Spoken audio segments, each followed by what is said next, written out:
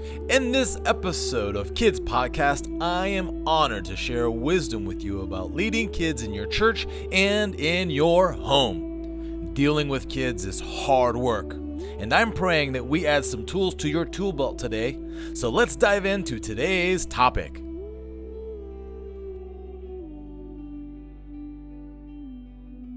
Organizing the weekly schedule. Yes, sir.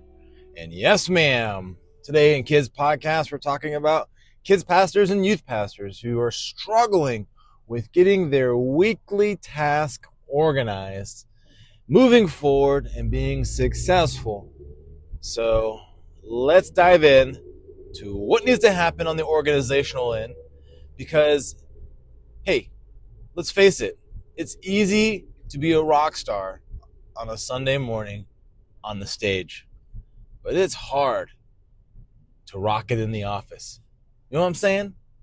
And every year I hear about kids pastors and youth pastors that are getting terminated, getting just slaughtered, just getting beat up by the office agenda.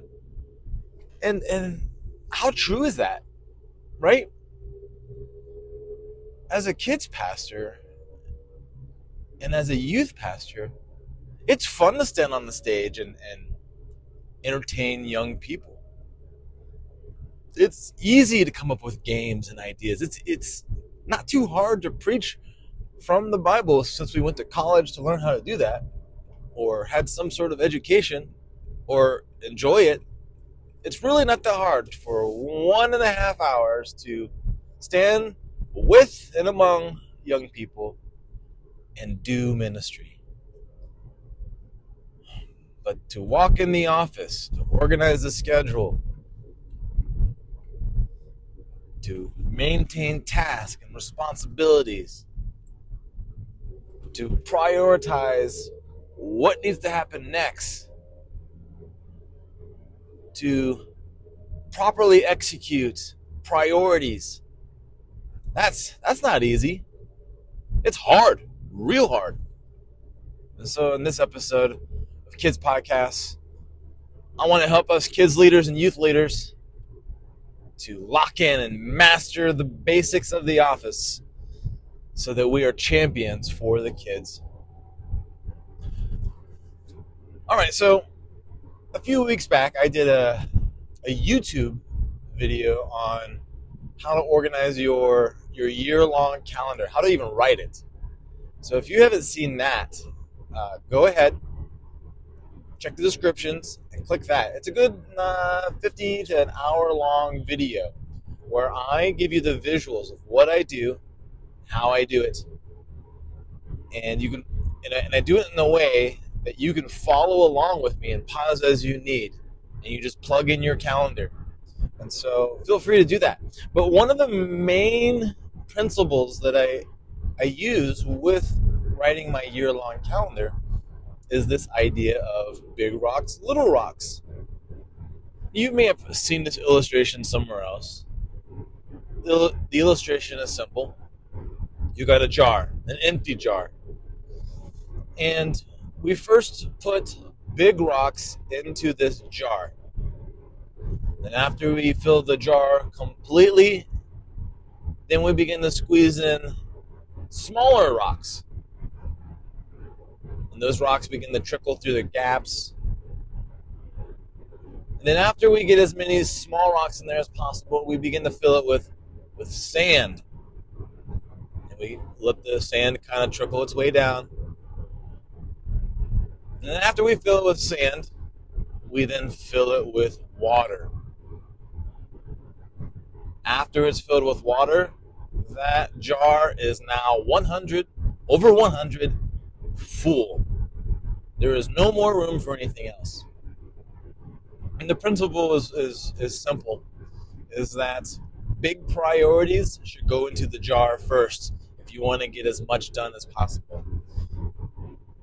Therefore, if you had put in too much sand first, well, you're going to take up all the space and you're not going to have room for your big rocks. So the same idea is used when I plan my calendar for the year and my calendar for the week. The big rocks come first. Is it urgent versus is it important? Regardless, the big rocks are put into the forefront first. Put into my jar first. And then I work my way down to the medium level rocks and the smaller rocks than the water. In the book called Extreme Ownership, the author talks about prioritizing and executing. Prioritize and execute. And he goes on to tell a story of how he's, on a Navy SEAL mission, and during that mission, there's gunfire coming from one direction, an explosion from another direction, a wound from another direction, something else from another direction. And the idea was very simple, that at times during your leadership, there could be multiple sources of fires or obstacles coming from all directions. And how do you go about putting those fires out? And he said to prioritize and then execute. You pick the biggest threat or the biggest obstacle or the biggest value, the biggest urgency, the biggest important, and you prioritize that one over the other one. Execute it, and then when you're done, you worry about the next thing. And so this principle can be applied here. This is exactly what's going on. In your week-long calendar, you're going to have several things that need to be done versus that are brand new, and you're going to have to think through, like, man, what is really important here? And let's do that first. Yep. Okay, so now let's walk through a couple categories by which I plan my week-long calendar. I've broken it down into a couple of categories, and no real specific order of value here. I'm just going with how I do it every week.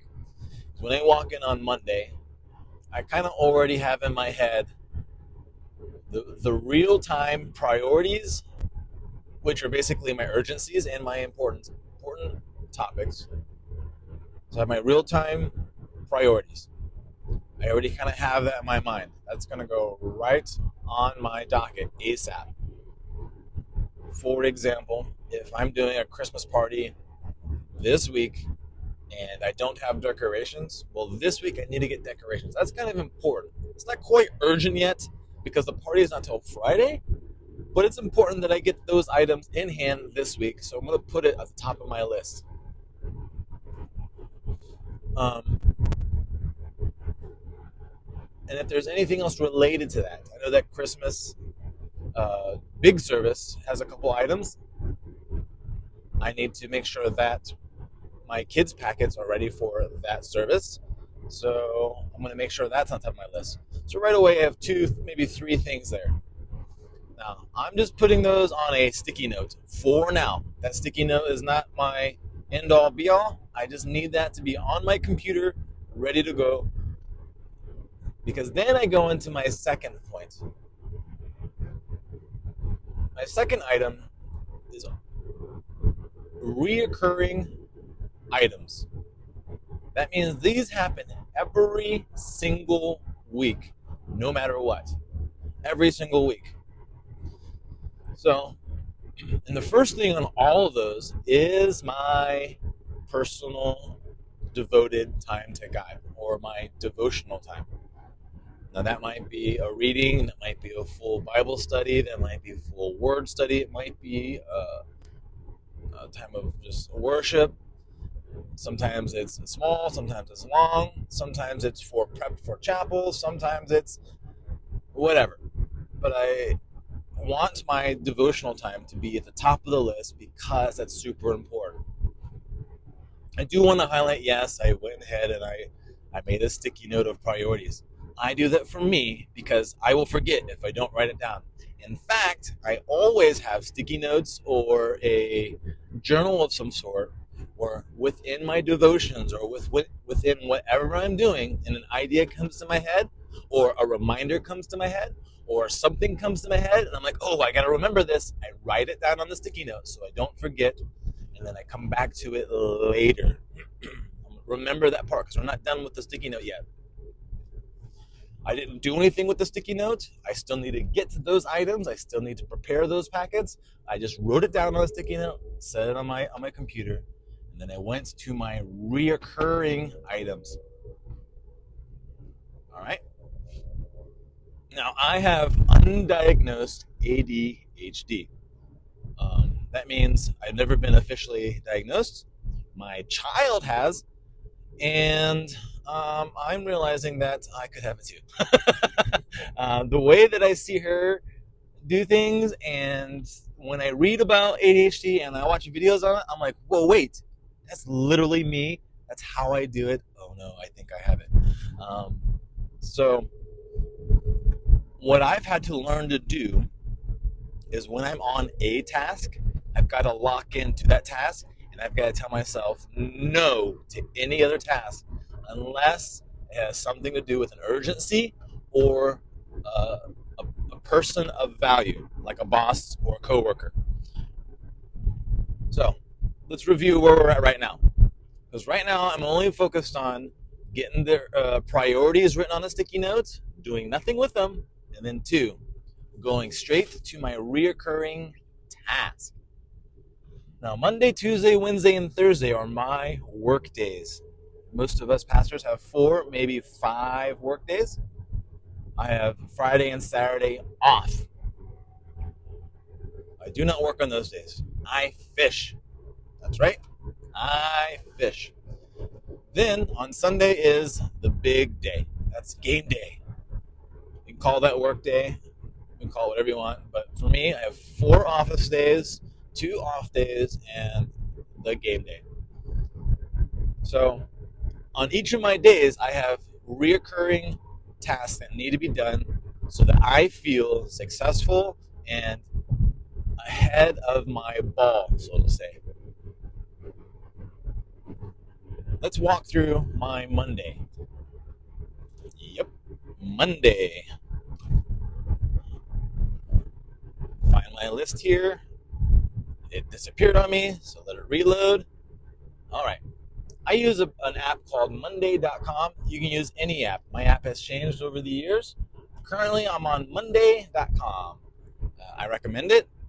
It's not like a sponsor or anything. I really like it.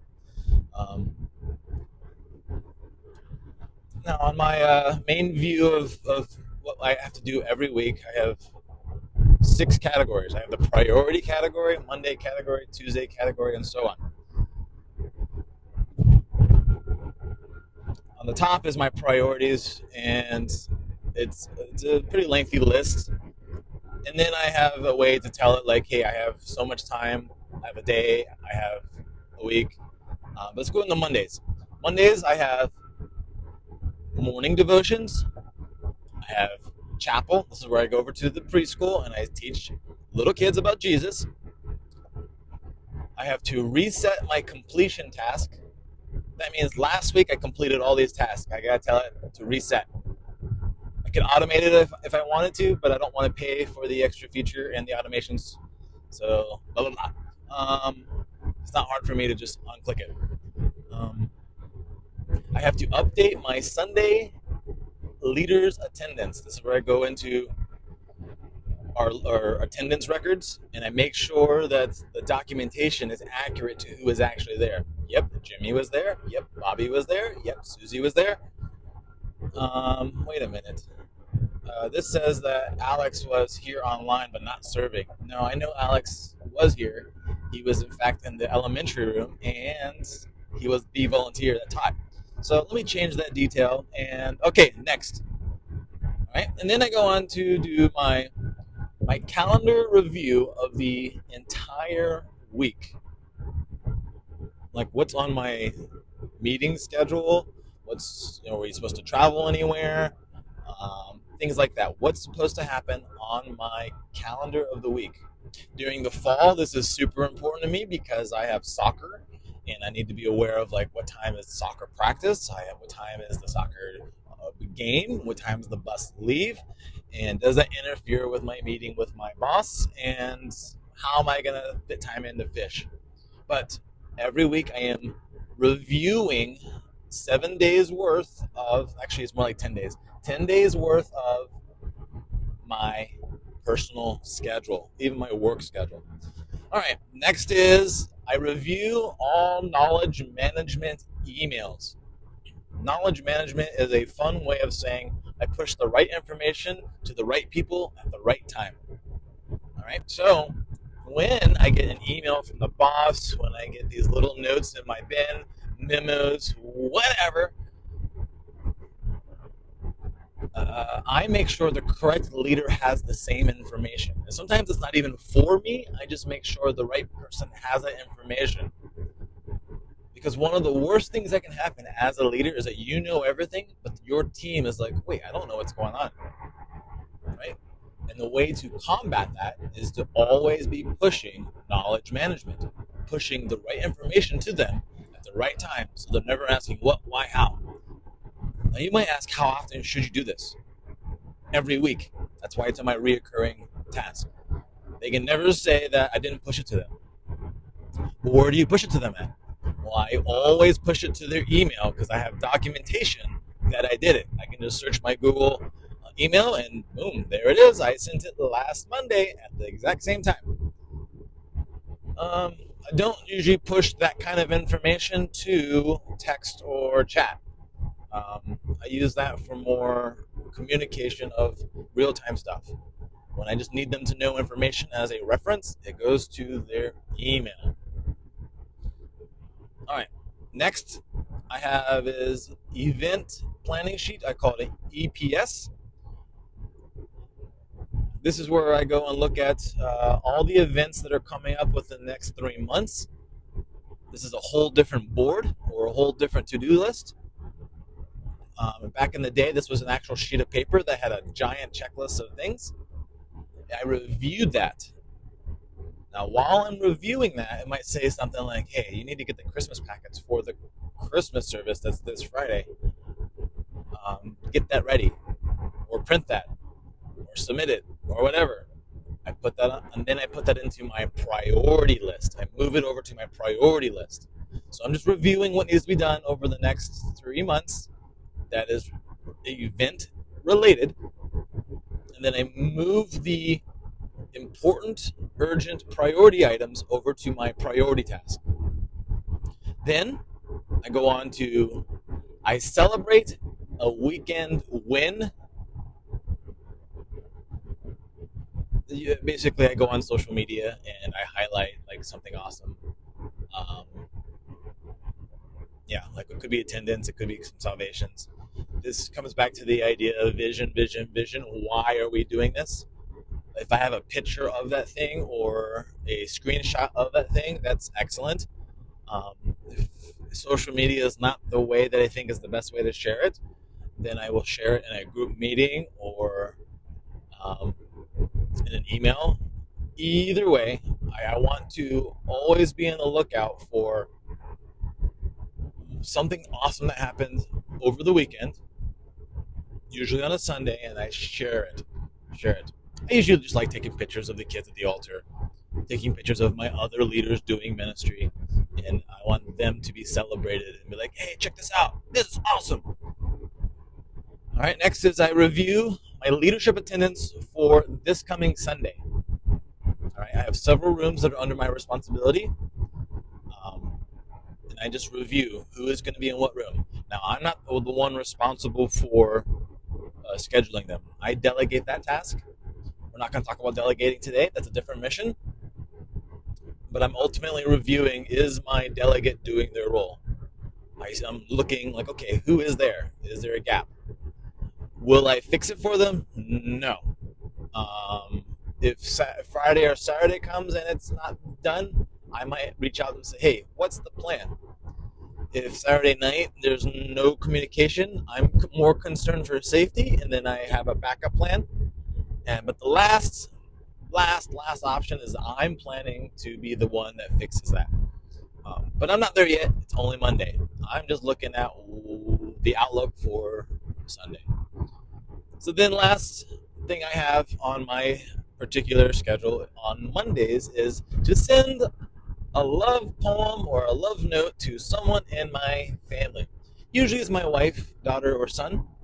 And yep, I put it in my schedule to do because if I don't, this ADHD brain is gonna forget. So I just send a little something via text or email to one of my family members, and I'm done. And that's my way of showing love. I know there's some people who think that's not love. Okay, that's also okay, right? Um, my wife likes it. I get points, and she doesn't know that it's on my checklist until now. She's not listening to my podcast, so now she knows it's a to-do list. Ugh.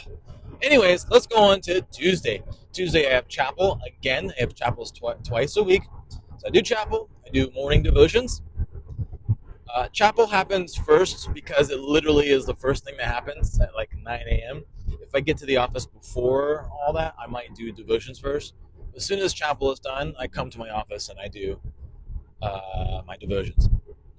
Then I go into my weekly newsletter. This is where I prepare an email that goes to 600 moms. Actually, that's not true. 600 emails. I don't know who the emails go to, but according to the monkey thingy, there are 600 emails. So I send out 600 emails through one hub about what happened last week in kids service, what's going on this week in kids service, and here's the next big event. That's really all we do. Might even be a couple pictures of their kids. Then I go into crystallizing this Sunday's message or sermon. Now, I may not be responsible for the actual delivery of this, but I want to make sure that whatever the curriculum says, that the right speaker has the right information. That's just a document that is complete. I will know right away if that document is not complete because I'm the one that wrote it. And as long as it's complete and those speakers can use that document as a reference, I'm done. All right, then I go into a self-leadership reflection. Usually this is just a self-leadership learning moment. And honestly, it's usually when I'm standing in the water catching a big fish. And I'm learning something very valuable, guys. Yes. No, but for real, sometimes I have a podcast that I am listening to, not just talking about. There's audiobooks, I have reading, the list goes on. Anything I can do to learn how to be a better leader, I make sure that is scheduled into my time. And if I go to a conference, a seminar, retreat, this replaces that. Okay, next on Tuesdays is I review my 6 months worth of event planning. 6 months. I have this document that has every event of the entire year with all of the event planning sheets right in front of it. And I kind of just do a quick review. And it allows me to stay 6 months ahead of the schedule.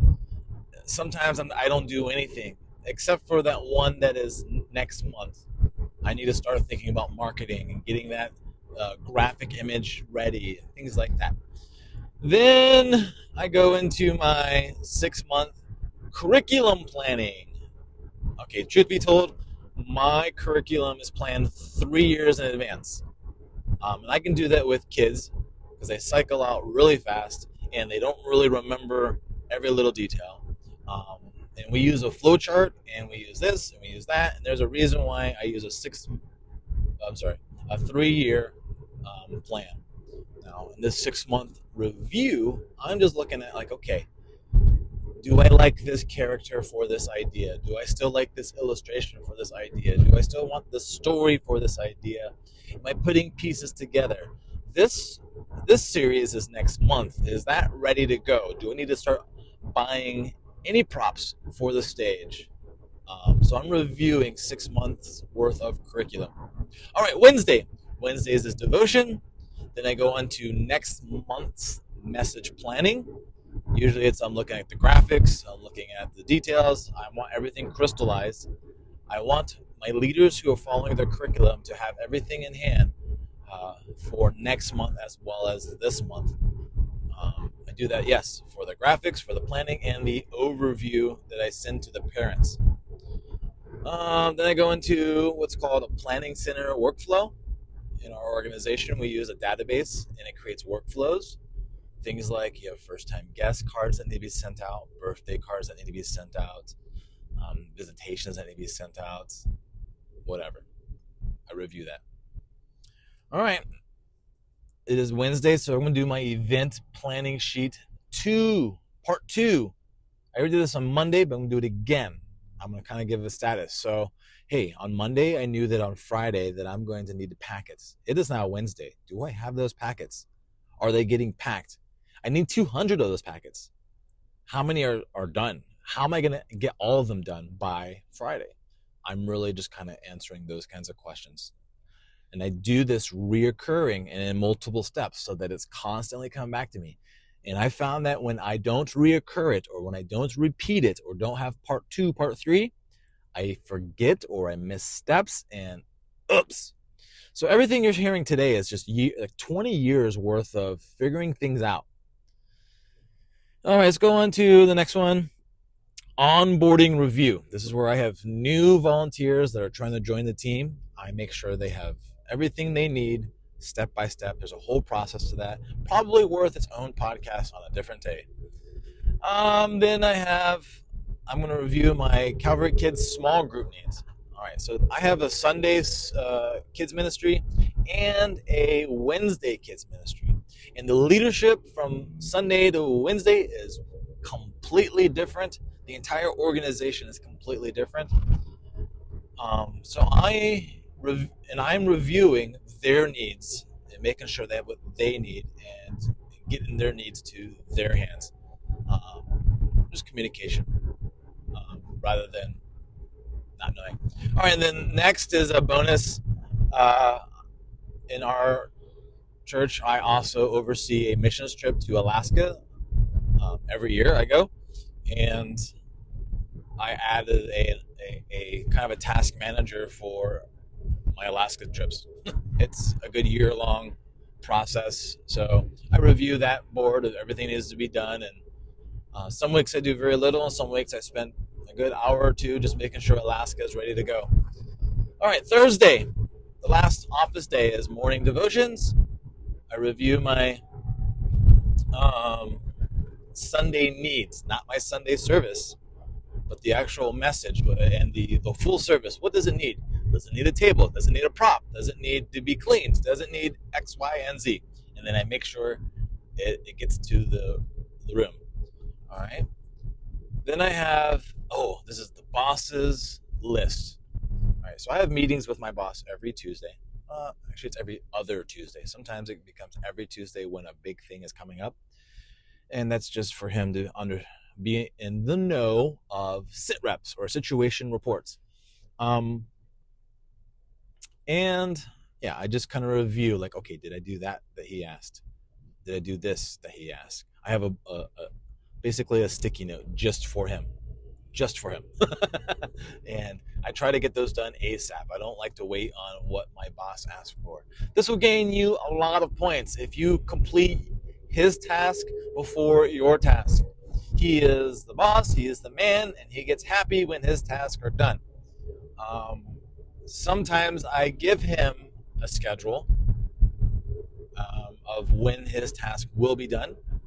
But for the most part, I put it on my to-do list as reoccurring, and I give it a lot of attention on Thursdays because I don't have a midweek service on that day. It's also my laid-back day.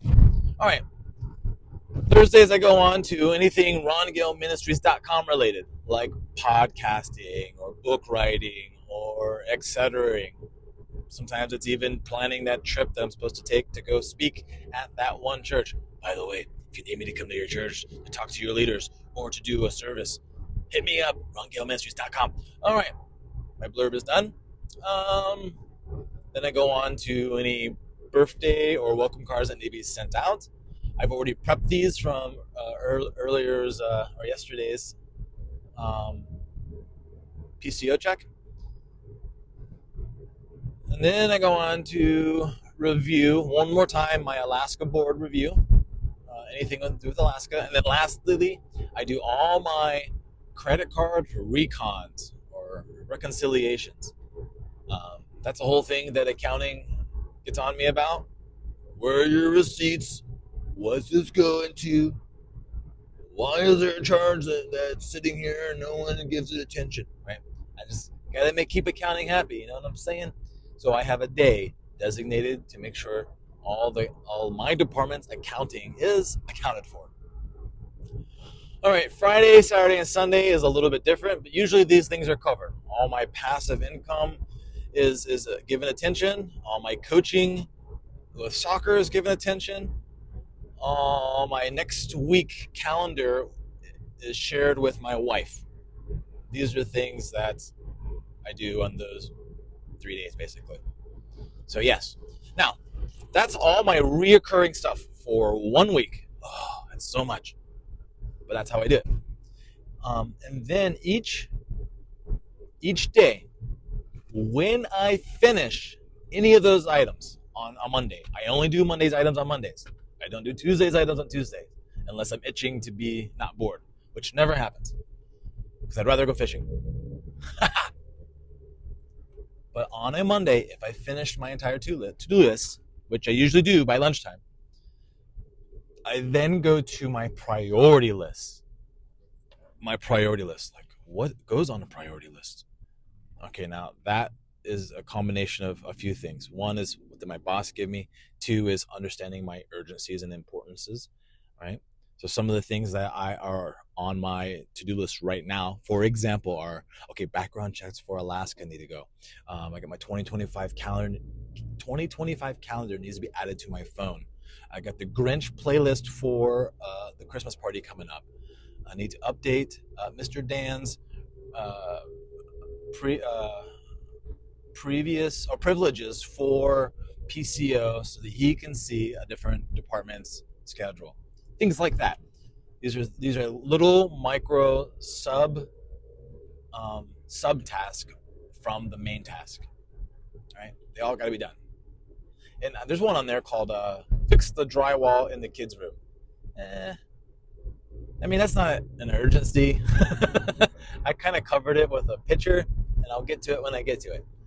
There are other things that are really important right now, like the new person who needs their clearances. I need to make sure that's happening. Okay. So, we've covered 3 things so far. We've covered the understanding your priorities, which are the urgencies and the importances, getting them on a sticky note. Yep. Then we talked about reoccurring items. Yep. And then we talked about your priority list, which is getting everything that's on your sticky notes onto an actual list and then covering that list. Now, once I get my sticky note onto my priority list, I throw the sticky note away. Here's what I do not want. And this happened in my first year of ministry. You do not want 16,000 sticky notes all over your office. Do you know what happens when you do that? You can't remember where that one was that you really need.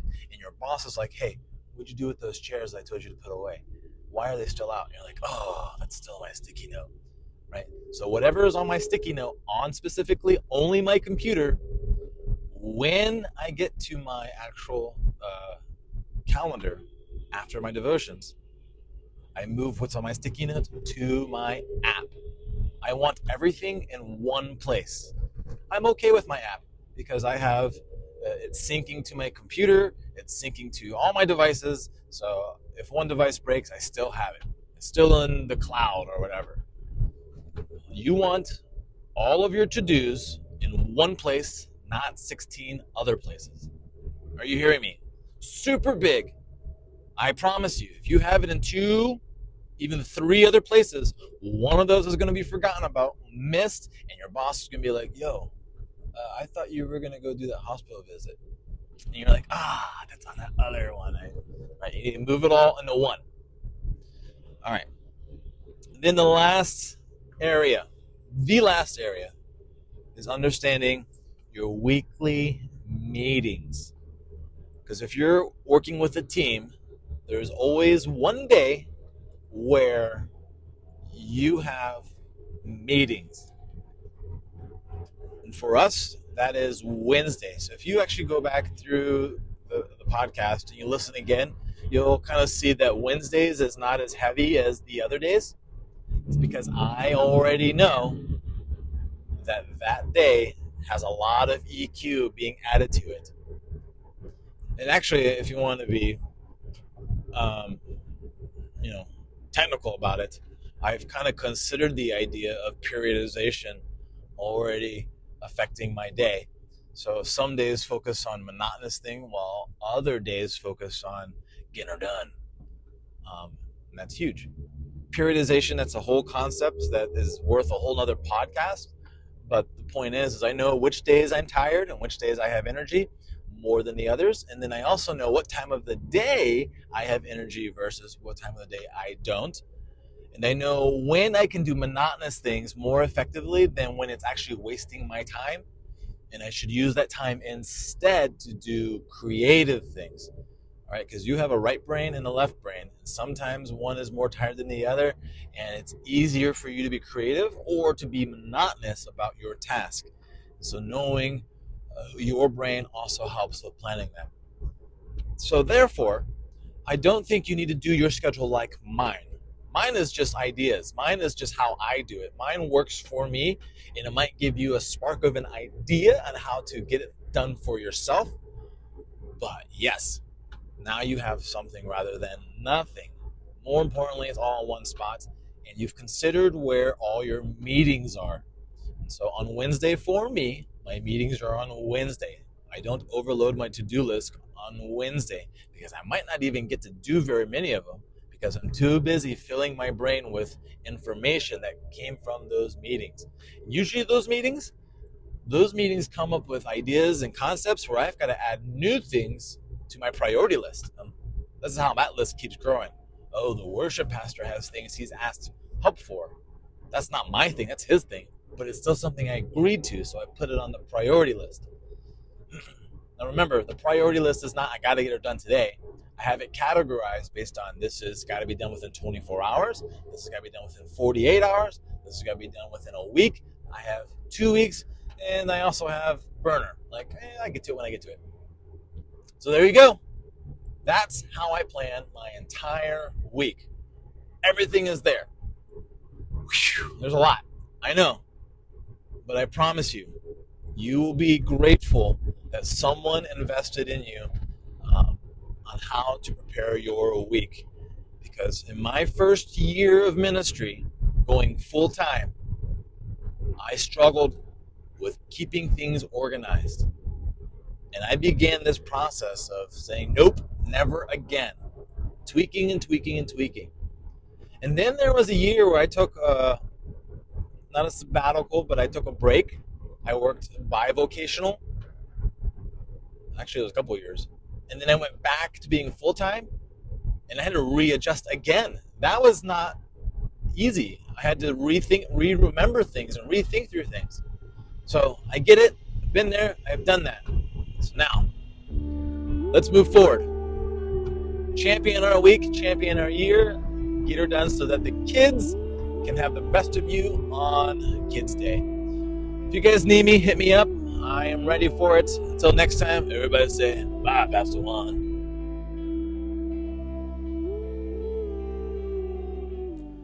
Thank you for letting us speak into your life. At the end of the day, our goal is simple.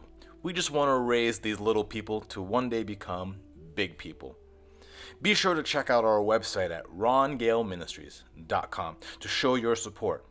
Thank you for listening, and be sure to smash that like button and turn that button blue or whatever else the kids are doing these days. Until next time, everybody say, bye, Pastor Juan.